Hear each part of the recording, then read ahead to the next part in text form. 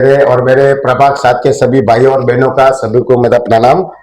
जी बोलिए, क्या पूछ रहे थे? आप इतने कर्मठ कार्यकर्ता रहे हैं भारतीय जनता पार्टी के पिछले 2 दशक से ज्यादा से, फिर इस बार क्या वजह रही कि आप को टिकट नहीं दिया? अगर उसकी वजह मुझे पता होती तो शायद मैं अपक्ष का फॉर्म ही नहीं भरता जी। अगर पार्टी के हित में मेरी टिकट काटी गई होती तो भी मैं फॉर्म नहीं भरता। अगर डिग्री देख के अगर ये टिकट दी जाती तो भी मैं फॉर्म नहीं भरता। मेरे ख्याल से तो ये डिग्री होनी चाहिए कि उनके गले में गटर कहाँ खुली है, उनके यहाँ गटर के ढक्कन कहाँ टूटे हुए, उनके यहाँ लोगों की समस्या क्या है। समस्या है पब्लिक, आम पब्लिक की समस्या यही होती है, वो पैसे आपसे नहीं मांगती और उसको और दूसरा काम नहीं होता। रोड सफाई होनी चाहिए, गटर साफ होनी चाहिए, ऐसा व्यवस्थित आना चाहिए, तो ये उनकी समस्या है। वो डिग्री सबसे ये दोनों से ज्यादा तो मेरे पास है, इसमें तो मैंने मास्टरी की है। बहुत बढ़िया। एक बार आपको मौका मिला ना नगर सेवक? जी, एक बार मौका मिला, यानी जनता की डिग्री आपके पास है। ने मुझे जबरदस्ती खड़ा किया है कि भाई हाँ जी जी, ये मास्टर डिग्री के कारण ही मुझे जबरदस्ती नगर सेवक के लिए पब्लिक ने पुशअप किया है। और हर आदमी यही बोलता है कि 1 वोट भुगतानी को जाएगा, बाकी वोट हम 3 वोट कहाँ दे वो हमको पता नहीं, लेकिन 1 वोट भुगतानी को जरूर देंगे। ये प्रभाग में, पूरे प्रभाग में चल रहा है। जहां तक के मैं कभी किसी से मिला नहीं, खाली उन्होंने मेरा काम देखा है। वो लोग ये मेरे पीछे आके बोलते भाई आप टेंशन मत लेना, 1 वोट हम आपको जरूर देंगे। तो कैसा अनुभव रहा मैडम? लोगों से मिल रही हैं आप, जो है जनसंपर्क आप साथ में कर रहे हैं, कैसा अनुभव है? थोड़ा हम मैडम की भी श्रीमुख से जानना चाहेंगे। लोगों की क्या अपेक्षाएं हैं आपसे, क्या बोलते हैं? नहीं, लोगों की अपेक्षा है कि आप जरूर जीत के आओगे। देखो, क्षेत्र में ज्यादा करके समस्या तो हमने सुलझा दी है। अच्छा। और जो समस्या है वो बहुत बड़ी बड़ी समस्या है।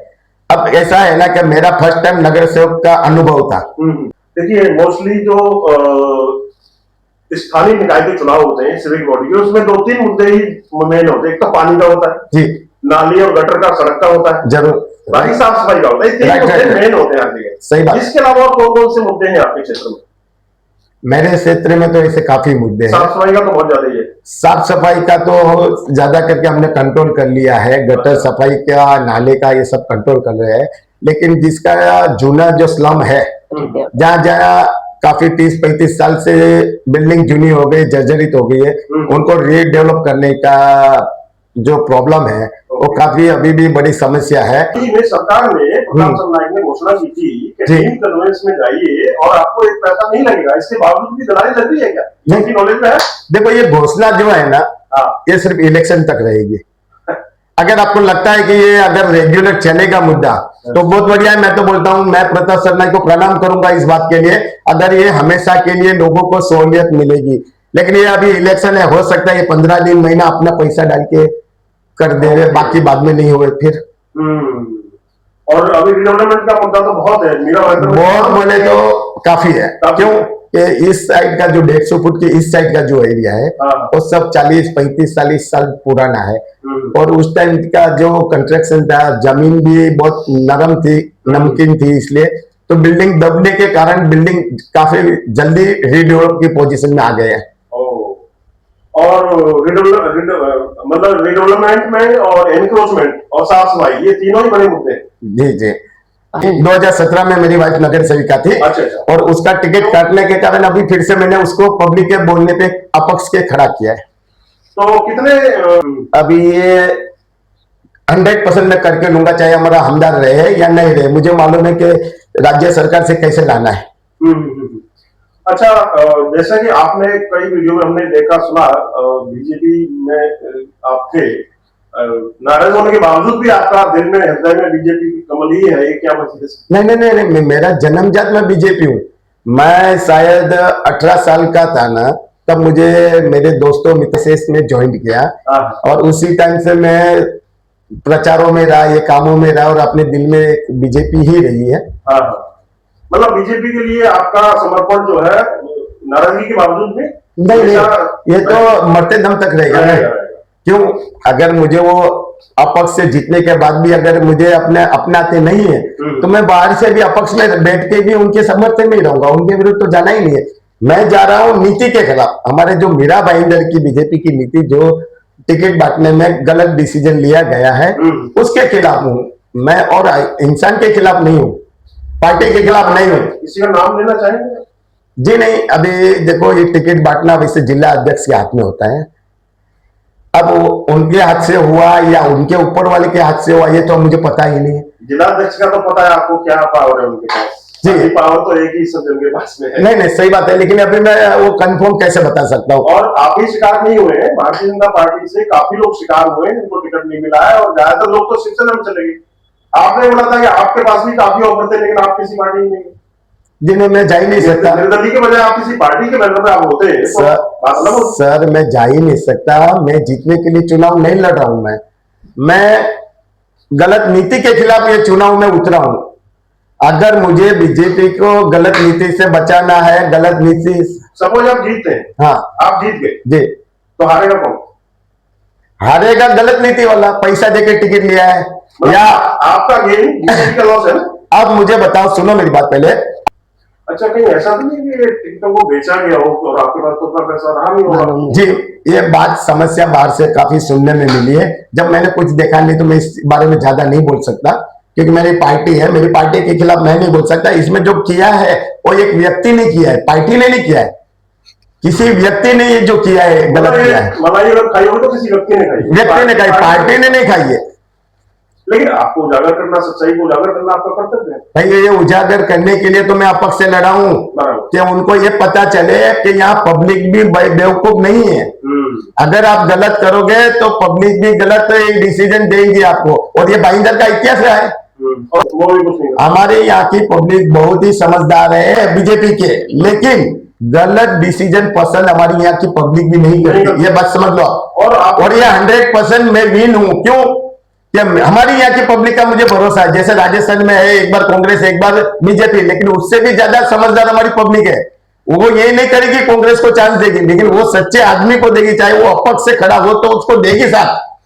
और सबसे बड़ी बात है कि आप तो बाढ़ में रहते हैं, अपने प्रभाग में रहते हैं। जी, मैं 365 दिन 24 घंटा में से 12 घंटा में यहाँ कुर्सी डाल के मेरी ऑफिस में आपके लिए लोगों के लिए आप उपलब्ध रहते हैं। जी, अगर किसी को मेरे पे भरोसा नहीं, मुझे पहचानता ही नहीं, मेरी फेसबुक सतीश भुगतानी की देख ले खोल के, 365 दिन का अपडेट मिलेगा मेरा काम।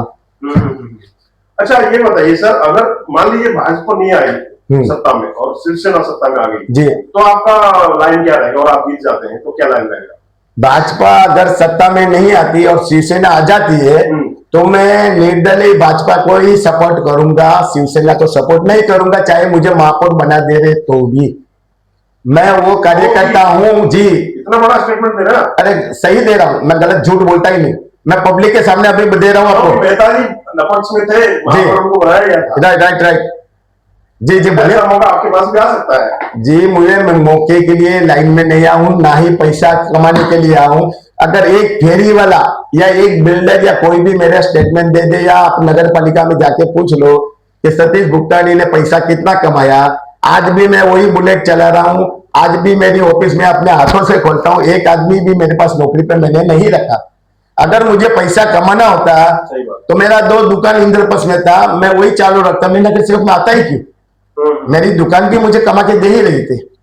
मुझे इसमें आना था कि मुझे समाज को मेरे जीवन का 10 साल देना है, क्योंकि जब हम भाईंदर में आए ना, और इसी गली में हमें 2 टाइम खाने के वांदे थे। कभी चाय में शक्कर नहीं, तो कभी दूध नहीं, कभी चाय की बुक्की नहीं, ये सब दिन मैंने देखे। अच्छा, आप जो है बहुत नीचे से ऊपर आए। जी पहली बार नगर सेवक बनी आपकी मैडम, अभी यस। तो इस पूरी 10 साल की यात्रा में आपके कुछ लोग ऐसे होंगे जिन्होंने आपको दिल से सपोर्ट किया होगा, किसी ने धन से सपोर्ट किया होगा, किसी ने मन से और मेहनत से सपोर्ट किया होगा। जी। तो अब क्योंकि इंटरव्यू के आखिर में हम बढ़ रहे हैं, तो एक सवाल ये बनता है कि किसी को धन्यवाद देना चाहेंगे, किसी को जिन्होंने आपकी मदद की, किनका सहयोग रहा है?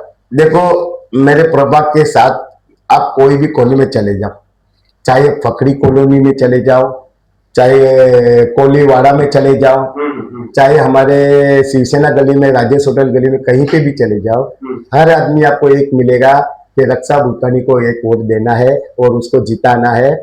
और उन लोग का एक ही स्टेटमेंट था, देखो सतीश भाई ऑफर तो आपके पास काफी आएगी, डायरेक्ट स्कोप में ले लेंगे या समिति में ले लेंगे या रोकड़ा भी दे सकते हैं, तो आप बैठना मत। ये लोगों ने मुझे बोला और मैंने भी उनको प्रॉमिस किया था कि मैं बैठूंगा नहीं, और जीतने के बाद भी मैं बीजेपी का सपोर्टर बन के ही रहूंगा। सवाल ही नहीं। भारतीय जनता पार्टी तो ये सभी जनता को मैं धन्यवाद करना चाहूंगा। मेरे प्रभाग में एक जनता ऐसी नहीं है जो मेरा विरोध कर रही है। मैं आज खुद ये 8 साल में पहली बार मेरी आंख से आंसू निकले हैं कि मुझे भी थोड़ा लोग बोलते हैं कि जनता पैसा ले लेती है, खाने में पड़ जाती है या ऐसे हो जाती है, लेकिन नहीं, अगर सच्चे दिल से सच्चे मन से अगर आपने काम किया है ना, तो एक भी जनता आपका साथ नहीं छोड़ती।